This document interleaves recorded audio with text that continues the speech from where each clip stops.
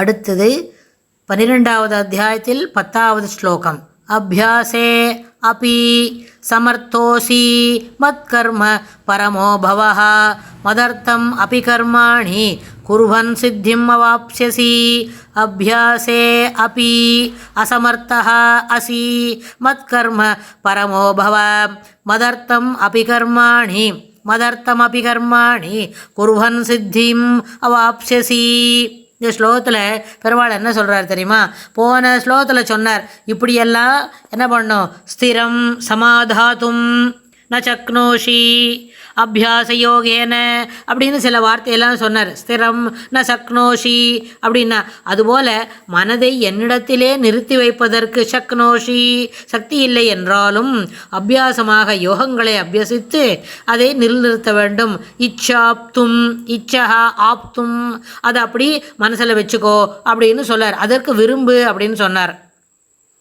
ஆனால் இந்த யோகத்தில் என்ன, இந்த ஸ்லோகத்தில் என்ன சொல்கிறாரு கேட்டார், அபியாசே அபி அசமர்த்தா அசி. உனக்கு யோகம் பண்ணுறதுக்கு அபியாசம் பண்ணுறதுக்கு சக்தி இல்லை, பண்ண முடியல. அபியாசத்திலும் அசமர்த்தா அசி. சமர்த்தகான்னு சொன்னால் கெட்டிக்காரன்னு அர்த்தம். அது அசமர்த்தா அசின்னு சொன்னால் என்ன, இதில் திறமை இல்லை ஆயினும் அசமர்த்தா அசி திறமை இல்லை ஆயினும் மத் கர்ம பரமஹா எனக்காகவே கர்மம் செய்பவனாய் பவஹ பவ ஆவாய் மதர்த்தம் மேலும் எனக்காகவே கர்மணி கர்மாணி குர்வன் அபி கர்மங்களை செய்பவனாக குர்வன் அபி செய்வதாலும் சித்திம் சித்தியை அடைவாய் அவாப்ஸ்யசி சித்தும் அவாப்ஸ்யசி. மதர்த்தம் அபி கர்மாணி குர்வன் சித்திம் அவாப்ஸ்யசி. மதர்த்தம் அபி என்னது, எனக்காகவே கர்மாணி குர்வன் செயல்களை எனக்காகவே செய்பவனாக செய்வதாலும் சித்திம் சித்தியை அடைவாய் ஆப்சசி அடைவாய் அப்படின்னு கொடுக்கிறார். அதாவது மத் கர்ம பரமோ பவ அப்படின்னா யஜ்ஞம் தானம் தவம் முதலிய கர்மங்களை பகவதர்ப்பணமாக செய்தல். இப்போது நம்ம என்ன பண்ணுறோம், பெருமாளை ரூபம் உள்ளவனா, அதாவது பெருமாள் நேற்றுக்கு போன சில ஸ்லோகத்துக்கு முன்னாடி என்ன சொன்னார், சகுண உபாசனை நிர்குண உபாசனை எது சிறந்தது, எப்படி செய்யணும்னு அர்ஜுனன் முதல்ல ஒரு கேள்வி கேட்டா போல அந்த கேள்விக்கு தான் பெருமாள் இப்போ பதில் சொல்லின்னு இருக்கார். 10 ஸ்லோகமாக 9வது ஸ்லோகம் வரை 9 ஸ்லோகம். முதல் ஸ்லோகத்தில் அர்ஜுனன் தனக்கு இது போல் சக்தி சந்தேகம் இருக்குது, சகுண உபாசனை சிறந்ததா நிர்குண உபாசனை சிறந்ததா, எதை பற்றி சொல்லணும், எப்படி படிக்கணும் அப்படின்னு கேட்டாருது. இது படிக்கிறது இல்லைப்பா, புரிஞ்சுக்கிற விஷயம். அதனால் சகுண உபாசனை தான் சிறந்தது, அதுதான் ஏற்புடையது, அதுதான் எல்லாராலையும் கை கொள்ள வல்லது மேற்கொள்ளக்கூடியது அப்படின்னு சொன்னார். கை கொள்ளணும் அப்படின்னு சொன்னால் பழக்கத்துக்கு வரணும் இல்லையா? அதனால தான் மத் கர்ம பரமோ பவஹ. அதனால் பெருமாள் இந்த விஷயத்தெல்லாம் சொல்லிட்டு வர்றார். ஒரு ஸ்லோகத்திலும் இப்படி இருக்கணும், எனக்காகவே எல்லாத்தையும் அர்ப்பணம் செய். அசமர்த்தா அசி, உனக்கு சாமர்த்தியம் இல்லை சக்தி இல்லைன்னா கூட நீ செய்யணும்னு சொல்கிறார். அதாவது யஜ்ஞம் தானம் தவம் முதலில் எதை பற்றி செய்தாலும் ஜபம் பண்ணுற ஒரு அஷ்டாட்சரத்தை ஒரு 108 தடவை சொல்கிறோம், அப்புறம் துவாதசாட்சரத்தை ஒரு 108 தடவை சொல்கிறோம்னு சொன்னால் சர்வம் ஸ்ரீ கிருஷ்ணார்ப்பணம் அப்படின்னு சொல்லி அதை முடிக்கணும். அதில் என்ன கிடைக்கும், துவாதசாட்சரம் சொன்னால் சஞ்சலப்படுற மனசு மொள்ள நிதானத்துக்கு வரும்.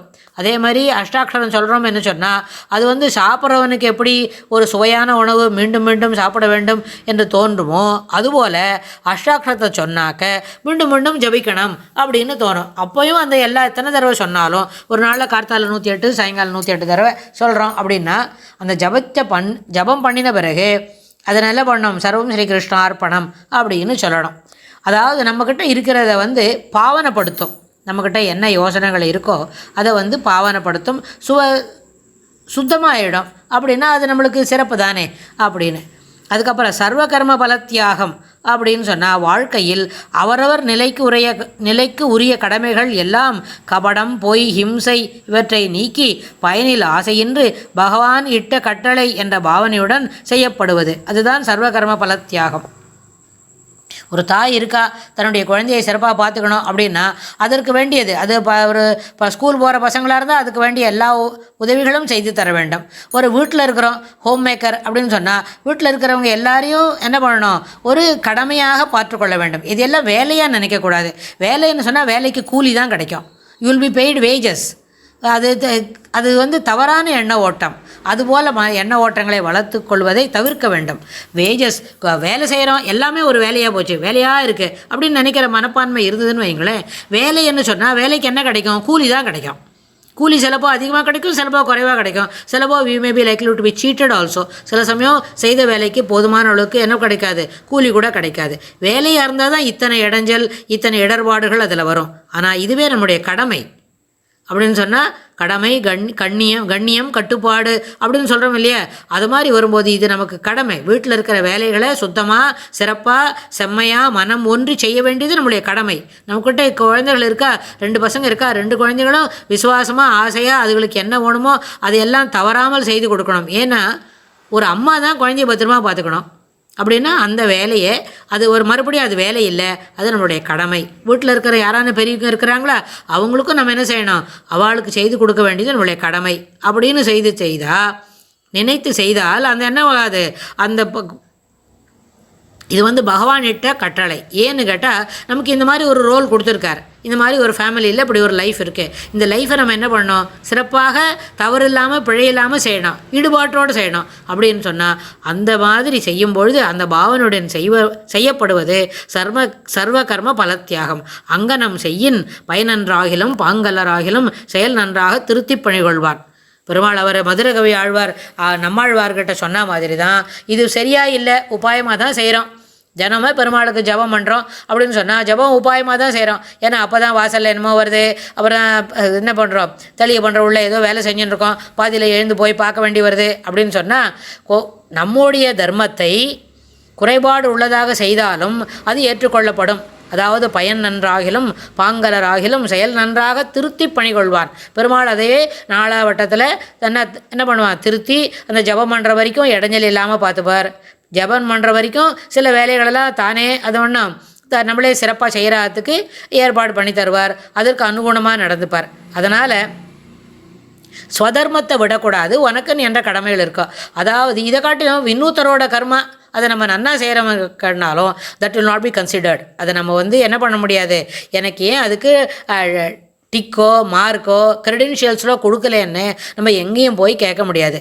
நம்முடைய வேலையை நம்ம சிறப்பாக செய்தால் தட் வில் பி ரிகக்னைஸ்ட். சிறப்பாக செய்யலேன்னாலும் அதில் ஏதோ ஒரு குறைபாடு இருக்குது. அந்த குறைபாடு இப்போ என்ன பண்ணுறோம் அப்படின்னா அதில் ஒரு தவறு 1-2 தவறு நிகழ்ந்து விடுகிறது அப்படின்னு சொன்னாலும், தவறு வந்து என்ன பண்ணுறோம், நம்ம கவனிக்காமல் நடக்கச்சே தவறு நடக்கிறது அப்படின்னு சொன்னாலும், அதுபோல் தவறுகள் என்ன பண்ண முடியும்? தட் வில் பி ஒதுக்கிட்டு அதில் இருக்கிற நல்லத்துக்கு பெருமாள் அதை வந்து கன்சிடர் பண்ணுவார். ஆனால் ஸ்வதர்மத்தை சிறப்பாக செய்யாவிடனும் அது ஏற்றுக்கொள்ளப்படும். ஆனால் பரதர்மம் இன்னொருவருடைய தர்மத்தை நாம் சிறப்பாக செய்தாலும் அது ஏற்றுக்கொள்ளப்பட மாட்டாது, அது கணிசிப்பிக்காது என்று சொல்லி பெருமாள் நம்மளுக்கு சிறப்பாக சொல்கிறார். அதனால தான் ஆழ்வார் கூட என்ன சொல்கிறார்? பயன் நன்றாகிலும் பாங்கல்லராகிலும் செயல் நன்றாக திருத்தி பணிகொள்வான். அதனால் பணிகொள்வான் என்பது பெருமாளுக்கு ஏற்கக்கூடிய வேலை நம்ம செய்ய வேண்டியது நம்முடைய கடமை. தவறு இருப்பதென்றால் தவறை திருத்தி கொள்ள முயற்சி செய்ய வேண்டும். அதனால் அபியாசே அபி அசமர்த்தா அசி மத்கர்ம பரமஹா. அப்புறம் பவ மதர்த்தம் கர்மாணி குர்வன்னபி சித்திம் அவாப்ஸ்யசி. அதாவது எந்த கர்மங்களை செய்வதாலும் அதை எனக்காகவே கர்மம் செய்பவனாய் ஆவாய் என்று சொல்லி அதன் மூலமாகவே சித்தியை அடைய இயலும் என்று சொல்லி பெருமாள் இந்த ஸ்லோகத்தை தலைக்கற்றார். அடுத்த ஸ்லோகத்தில் இன்னும் என்ன சொல்கிறாருன்னு நம்ம விரிவாக பார்க்கலாம். ஸ்ரீ கிருஷ்ணாய துப்யம் நமஹ.